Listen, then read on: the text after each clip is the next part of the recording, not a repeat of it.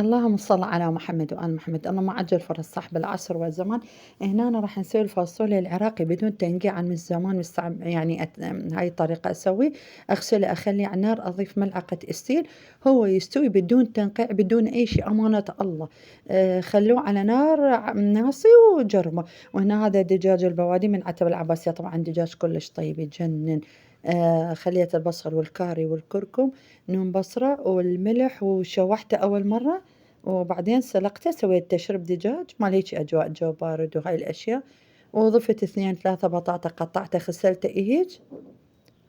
جربوا هاي طريقة الفاصوليا وادعوا لي أمانة الله. يعني ما يحتاج لا بيكنج باودر ولا سودا ولا بنقعي ولا أي شي. وظليت هيجي أشوح بيه. وهنا أنا ضفت زيت الألطمسة طبعا استعمله، وضفت الثوم هيجي نشوحه، ما نخلي بصلا ما يصير.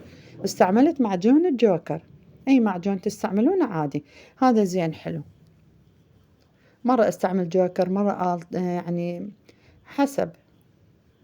وهنا الفاصوليا شون استوى، يعني استواء ما فد مرة يعني.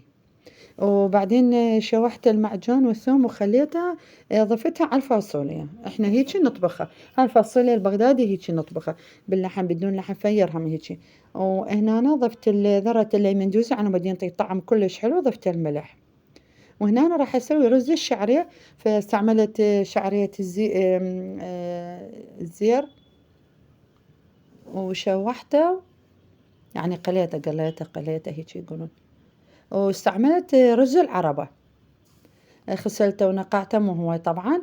وضفت الرز على الشعرية، وضفت المي الحار لأن سويته بالمي الحار على مود استواء يصير سريع وهيك حبوه. أكيد كل العراقيين يحبون الفاصوليا والرز أكيد. وهنا أنا سويت المشروب الشتائي يجنن، هوت شوكولات. استعملت الونر وحليب المحمود والسكر، وضفت لوح شوكولاتة لأن هو هوت شوكولات لازم بيه شوكولاتة، إذا ما عندك عادي ضيفي كاكاو. وصار هذا هيجي شربناه كان يجنن طعمه فد مرة. مشاهدة ممتعة، تحياتي لكم، حياتي باي.